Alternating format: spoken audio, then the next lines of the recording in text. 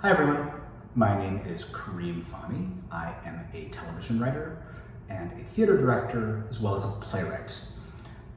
What does Muslim representation mean to me? Right now, 2021, it means abundance.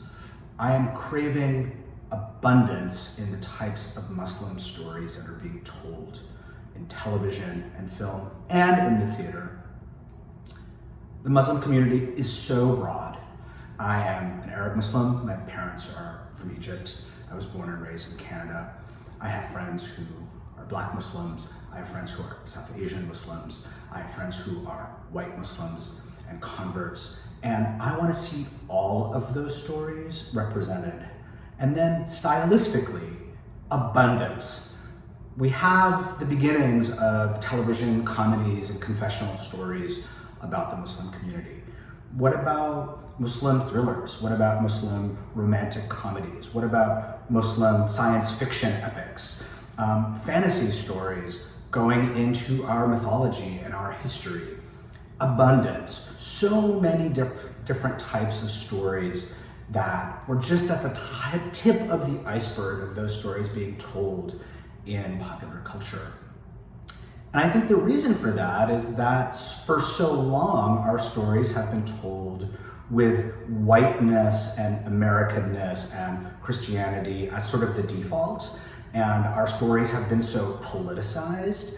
And I think we're ready to turn the page from that. 20 years from 9/11, what does a broader strokes approach to intersectional Muslim storytelling look like?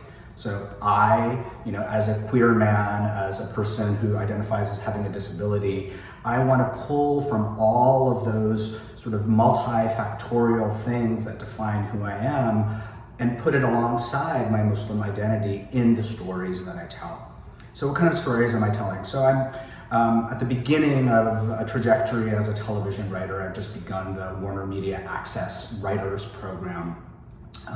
The project I developed for them is called Sentinel, which is a political thriller set in the Middle East, but in this case, the American characters are the outsiders. So it's about how Americans and Arab Muslims interact in a family structure and in a political dynamic which is defined by Middle Eastern values and Arab values and Muslim culture. I'm just at the beginning of a brand new TV writing project called Ezra, for now, working title, which is about someone sort of similar to me, an aspiring artist who takes this long journey from Egypt to Los Angeles to become a famous musician because he believes that his father, that he never met, was like a famous rock musician who died tragically, sort of like if Kurt Cobain had a Muslim child in the Middle East and nobody ever knew about him.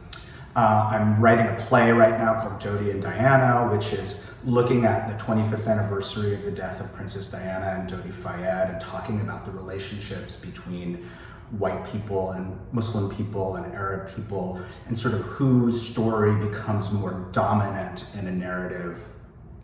My play, A Distinct Society, which I submitted to you, I want to adapt into a film. It's about the Muslim ban, and it's about how families came together at a library on the border of the US and Canada, actually very close to where I grew up, and used it as a meeting place. So, again, with the theme of abundance, is I want to show these broad cross sections of different stories that so far have been sort of shut out of mainstream culture. And ideally, to sort of show that our community does contain multitudes. I want people to be entertained and laugh. I don't feel it's our responsibility anymore as Muslim artists solely to teach people about our culture and our history. I want them to have to work a little bit as well. So I'm just really excited about this opportunity. Thank you for creating this fund. Thank you for caring for artists like myself. And I really appreciate your time. Thanks, have a good one.